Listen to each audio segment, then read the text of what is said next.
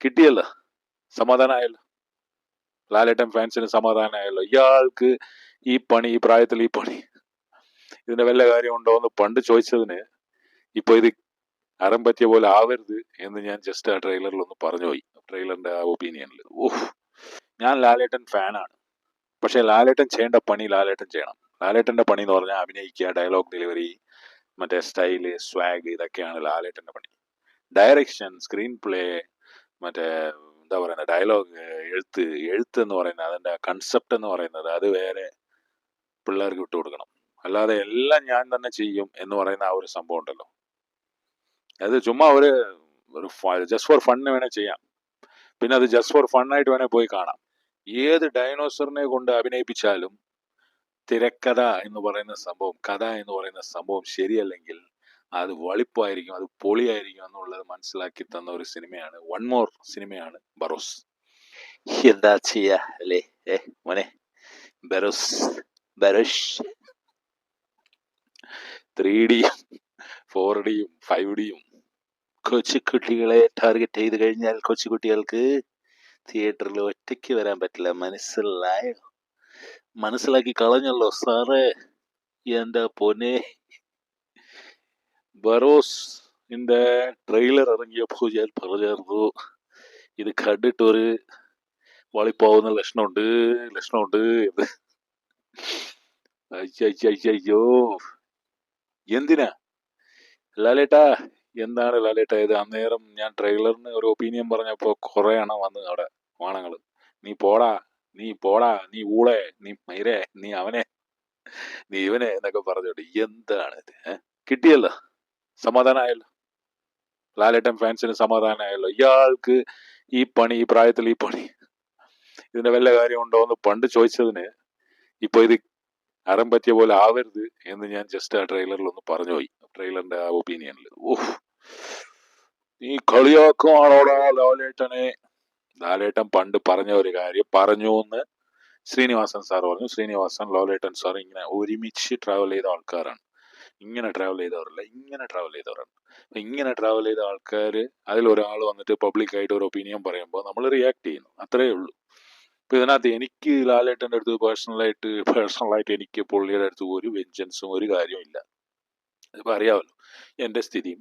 ഇതാ ഈ പുറകിലിരിക്കുന്ന പൂച്ചക്കുട്ടിയോ, ഇവനെന്താ ഇത് പുലിക്കുട്ടിയോ, പുലിയെ പോലെ അവനിരിക്കുന്നവനോ, അവൻ അവിടെ ഇരിക്കും, അത്രേ ഉള്ളൂ. ഞാൻ ഇവിടെ ഇരിക്കുന്ന അത്രേ ഉള്ളൂ. നമ്മളൊരു പാവപ്പെട്ട ആൾ. ലാലേട്ടനുമായിട്ടൊക്കെ എന്നെ കമ്പയർ ചെയ്തു, ലാലേട്ടൻ വലിയ ആളാണെന്ന് നിനക്കറിയാവോ, കുറെ കമന്റ് തെറി, അതൊക്കെ യൂട്യൂബ് തന്നെ മറ്റേ കമ്മ്യൂണിറ്റി ഗൈഡ് ലൈൻസിൽ അടിച്ചു കളഞ്ഞ്. എന്തിനാ? പടം കണ്ട് ഇപ്പോ സമാധാനമായല്ലോ. ബറോസ് കൊറോസ് എന്നൊക്കെ പറഞ്ഞ് കുറെ കാശ് കൊണ്ട് കളയാനല്ലാതെ ഒരു ഫാന്റസി, ഒരു സംഭവം മൈൻഡിൽ വന്നിട്ട് അത് ഇങ്ങനെ അതിനെ റിയാലിറ്റി ആയിട്ട്, അതിനെ സ്ക്രീനിൽ കൊണ്ടുവരാൻ, റിയാലിറ്റി ആയിട്ട് നമ്മുടെ തെരുവിൽ കൊണ്ടുവരാനല്ല, നമ്മുടെ സ്ക്രീനിൽ അതിനെ റിയാലിറ്റി ആയിട്ട് കൊണ്ടുവരാൻ കുറച്ച് പാടാണ് മക്കളെ.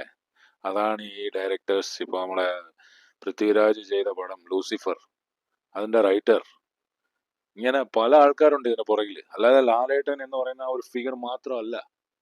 ഏത് ഡൈനോസറിനെ കൊണ്ട് അഭിനയിപ്പിച്ചാലും തിരക്കഥ എന്ന് പറയുന്ന സംഭവം, കഥ എന്ന് പറയുന്ന സംഭവം ശരിയല്ലെങ്കിൽ അത് വളിപ്പായിരിക്കും, അത് പൊളിയായിരിക്കും എന്നുള്ളത് മനസ്സിലാക്കി തന്ന ഒരു സിനിമയാണ്, വൺ മോർ സിനിമയാണ് ബറോസ്. എന്തോ കാണിച്ചു വെച്ചേക്കുന്നത് അപരാധം. മറ്റേ ഇവൻ പറഞ്ഞല്ലോ, സാബു മോൻ, കാട്ടപരാധം അല്ലേ? യൂട്യൂബറിനെ കുറിച്ചാണ് പറഞ്ഞത്. നമ്മൾ ഒപ്പീനിയൻ പറഞ്ഞു കഴിഞ്ഞാൽ അത് കാട്ടപരാധമാണ്. ഹാരി പോട്ടറും മറ്റേ സംഭവങ്ങളൊക്കെ അവിടെയൊക്കെ എടുക്കും. അതിനൊക്കെ ഉള്ള മാർക്കറ്റിംഗ്, അതിനകത്തുള്ള കഥയും, അതിന്റെ മേക്കിംഗ് എന്ന് പറയുന്നത്, അതിന്റെ ഒരു കഥ എന്ന് പറയുന്ന ഒരു സംഭവം, അത് ഭയങ്കരമാണ്, അത് പാടാണ്. അല്ലാതെ ഇമാതിരി ചുമ്മാ ഞാനും ഒരു ഫാന്റസി പടം എടുത്തു എന്ന് പറഞ്ഞ് എടുത്തു വെച്ച് കഴിഞ്ഞാൽ ഇതുപോലൊക്കെ ഇരിക്കും. 2 മണിക്കൂർ 35 മിനിറ്റ്. ഇതിന്റെ കഥയോ ഇതിനകത്തുള്ള ഫ്ലോസും സംഭവം ഒന്നും ഞാൻ പറയാൻ പോകുന്നില്ല. പണ്ട് മറ്റേ ഡ്രാമയും കാര്യങ്ങളൊക്കെ ഉണ്ടല്ലോ, ഈ നാടകം എന്നൊക്കെ പറയുന്ന സംഭവം, അതൊക്കെ എന്ത് ഭേദമാണ്. അതൊക്കെ ഇപ്പോ പൊളിഞ്ഞു പോകാൻ കാരണം നാടകമൊന്നും ആൾക്കാർ കാണാത്തത്. ഇങ്ങനെ ഇരിക്കുമ്പോൾ ബോറടിക്കുന്നില്ല. മറ്റേ സെറ്റൊക്കെ ഇങ്ങനെ മാറും, പെട്ടെന്ന് ഒരു കർട്ടൻ വരും, പെട്ടെന്ന് ആ സീനൊക്കെ മാറും, പെട്ടെന്ന് ഒരു അമ്പലമാവും, പെട്ടെന്ന് റോഡാവും, ഒരു കാർ നിൽക്കുന്ന പോലെ, അങ്ങനത്തെ ഒക്കെ ഒരു സെറ്റപ്പിൽ ഒരു പടം എടുത്തു വെച്ചേക്കുന്നു. ഇത്രയും കാശ് മുടക്കി, ഇത്രയും ഭയങ്കര മാർക്കറ്റിംഗ്. ബറോസ്. ഞാൻ ലാലേട്ടൻ ഫാനാണ്. പക്ഷെ ലാലേട്ടൻ ചെയ്യേണ്ട പണി ലാലേട്ടൻ ചെയ്യണം. ലാലേട്ടന്റെ പണി എന്ന് പറഞ്ഞാൽ അഭിനയിക്കുക, ഡയലോഗ് ഡെലിവറി, മറ്റേ സ്റ്റൈല്, സ്വാഗ്, ഇതൊക്കെയാണ് ലാലേട്ടന്റെ പണി. ഡയറക്ഷൻ, സ്ക്രീൻ പ്ലേ, മറ്റേ ഡയലോഗ്, എഴുത്ത് എഴുത്ത് എന്ന് പറയുന്നത്, അതിന്റെ കൺസെപ്റ്റ് എന്ന് പറയുന്നത്, അത് വേറെ പിള്ളേർക്ക് വിട്ടു കൊടുക്കണം. അല്ലാതെ എല്ലാം ഞാൻ തന്നെ ചെയ്യും എന്ന് പറയുന്ന ആ ഒരു സംഭവം ഉണ്ടല്ലോ, അത് ചുമ്മാ ഒരു ജസ്റ്റ് ഫോർ ഫണ്ണ് വേണേ ചെയ്യാം. പിന്നെ അത് ജസ്റ്റ് ഫോർ ഫണ്ണായിട്ട് വേണേൽ പോയി കാണാം. അല്ലാതെ സീരിയസ് ആയിട്ട് നമ്മൾ ഈ സിനിമയൊക്കെ പോയി കാണുന്ന പോലെ നമുക്ക് ഒരു സാറ്റിസ്ഫാക്ഷന് വേണ്ടിയിട്ട് ഒരു സിനിമയായിട്ട് ഇതിനെയൊക്കെ, ഇതുപോലത്തെ പടങ്ങളൊക്കെ പോയി കണ്ടു കഴിഞ്ഞാൽ, ഇപ്പോൾ മാർക്കോ വിജയിച്ചു. മാർക്കോ വിജയിക്കാനുള്ള കാരണം എന്ന് പറഞ്ഞാൽ അതിനകത്ത് കൺസെപ്റ്റ്, അതിനകത്ത് ലോജിക്ക് ഇല്ലെന്ന് നമുക്കറിയാം. അതിന്റെ മേക്കിംഗ് അത്രേ ഉള്ളൂ. അതിന്റെ ആ മറ്റേ ചോര ഇങ്ങനെ ഫാ ഫൂ ഫാ ഫൂ എന്ന് പറഞ്ഞ മറ്റേ ഗണ്ണ്, ഈ വരത്തൻ എന്ന് പറയുന്ന സിനിമയില് ആ ഗൺ സീക്വൻസ് ഉണ്ടല്ലോ, ആ തോക്കിന്റെ ആ ഒരു സീക്വൻസ് ഹോട്ട്സ്റ്റാറിലുണ്ട്. ആ ഹോട്ട്സ്റ്റാറിൽ എത്രയോ ആൾക്കാർ അത് റിപ്പീറ്റഡ് ആയിട്ട് കാണുന്ന ആൾക്കാരുണ്ട്. അത് റിപ്പീറ്റഡ് ആയിട്ട് കട്ട് ചെയ്തിട്ട് യൂട്യൂബിൽ ഇടുന്ന ആൾക്കാരുണ്ട്. അങ്ങനെ റിപ്പീറ്റഡ് ആയിട്ട് അത് കാണാനുള്ള കാരണം എന്ന് പറഞ്ഞാൽ അതിന്റെ മേക്കിംഗ് ആണ്. അതിന്റെ ആ ഒരു, അത് ആ രസം, അതിങ്ങനെ ആ ഒരു ഹരം പിടിക്കാന്ന് പറയില്ലേ, ഊഫ്. ഫഹദ് ഫാസിൽ മറ്റേ ഇൻഫ്രാറെഡ് ഗോഗിൾസ് ഒക്കെ എടുത്തിട്ട് പോകുന്ന ആ ഒരു സീക്വൻസ് ഒക്കെ ഉണ്ട്. അതൊക്കെ എന്ന് പറഞ്ഞാൽ, ഞാൻ ഒരു എക്സാമ്പിൾ പറയാണ്, കാരണം അത് മാത്രമേ ഉള്ളൂ എന്നല്ല, അതൊരു എക്സാമ്പിൾ ആണ്. ഞാൻ ഇടയ്ക്കൊക്കെ എടുത്ത് കാണാറുണ്ട്. നമ്മള് ലാലേട്ടന്റെ കിരീടം സിനിമയില് കിരികാടൻ ജോസുമായിട്ടുള്ള അടി, അല്ലെങ്കിൽ തിലകൻ സാറിനെ പിടിച്ച് തള്ളുന്നത്, മറ്റേ പരമേശ്വരൻ, ഇവരൊക്കെ ആ സീൻസ് ഒക്കെ എന്ന് പറഞ്ഞാൽ ഇന്നും എടുത്ത് റിപ്പീറ്റഡ് ആയിട്ട് കാണുന്ന ആൾക്കാരുണ്ട്. എന്തുകൊണ്ടാണ് കാണുന്നത്? ആ ഒരു power making from the heart, from the bottom of the heart വരുന്ന ആ ഒരു സംഭവം ഉണ്ടല്ലോ, അതാണ് മേക്കിംഗ്. അല്ലാതെ ഞാനും ചെയ്യണം എന്ന് വിചാരിച്ച് ചെയ്തു കഴിഞ്ഞാൽ എൻ്റെ യൂട്യൂബ് ചാനൽ പോലൊക്കെ ഇരിക്കും. ഞാൻ ഇപ്പോൾ 1.5 വർഷമായി നമ്മൾ ചെയ്യണമെന്ന് വിചാരിച്ച് ചെയ്യുന്ന, അല്ലാതെ എനിക്ക് ഫീൽ ചെയ്തിട്ട് ഇത് ഞാൻ ചെയ്യും എന്ന് പറഞ്ഞുകൊണ്ട് ഒരു സംഭവം ചെയ്യുമല്ലോ. ഓരോ സിനിമയും അങ്ങനെ വേണം ചെയ്യാൻ, എന്നാലേ ആ പടം ആ ഓഡിയൻസിലേക്ക് എത്തുകയുള്ളൂ. ഇത്രേ എനിക്ക് പറയാനുള്ളൂ.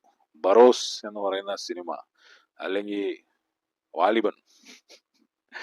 വാലിബനിൽ സ്റ്റാർട്ട് ചെയ്ത ഒരു സംഭവമാണ് ആ ഒരു സ്ട്രീക്ക് എന്ന് പറയുന്നത്. ഇങ്ങനെ ഗ്രാഫ് ഇങ്ങനെ മേളോട്ട് പോയി, അങ്ങനെ ലൂസിഫർ, അങ്ങനെ പുലിമുരുകൻ എന്നൊക്കെ പറഞ്ഞ് ഇങ്ങനെ പോവായിരുന്നു. കിടക്കുന്നു. എന്തിനാ സിനിമ എടുക്കണമെന്നുള്ള ആഗ്രഹം ഉള്ളതൊക്കെ നല്ലതാണ്. നിങ്ങൾ സാധാരണ നിങ്ങളുടെ ടൈപ്പിലുള്ള ഒരു സിനിമ എടുത്തൂടെ? ഇത് പിള്ളേരൊക്കെ കവർ ചെയ്ത് കഴിഞ്ഞാൽ പടം ഓട്ടോമാറ്റിക്കായിട്ട് വിജയിക്കും എന്നുള്ള കൺസെപ്റ്റിൽ എടുത്തതാ. ഇതിപ്പോ വിജയിക്കുകയൊക്കെ ചെയ്യും, ഇതിപ്പോ ഓടുകയൊക്കെ ചെയ്യും. കാരണം ഫെസ്റ്റിവൽ സീസൺ ആണ്, സംഭവമൊക്കെയാണ്, ലാലേട്ടൻ ഫാൻസ് ഉണ്ട്. പിന്നെ മറ്റേ പിള്ളേരൊക്കെ വന്നിട്ട് കാണുകയും, കൊച്ചു പിള്ളേരെ ഞാൻ പറയുന്നത്, കൊച്ചു പിള്ളേർക്ക് ഒറ്റയ്ക്ക് വരാൻ പറ്റില്ലല്ലോ. അപ്പൊ അവര് മാതാപിതാവ്, അച്ഛനമ്മ, അമ്മുമ്മ, മാമൻ, മാമി എന്നൊക്കെ പറഞ്ഞ് വന്ന് കണ്ടിട്ട് പോകും. പക്ഷേ ആസ് എ മേക്കിംഗ്, ഒരു പടത്തിന്റെ മേക്കിംഗ് വൈസ് നോക്കുകയാണെങ്കിൽ ബറോസ് എന്ന് പറയുന്നത് ബുസ് എന്നൊക്കെ വേണേ പറയാം.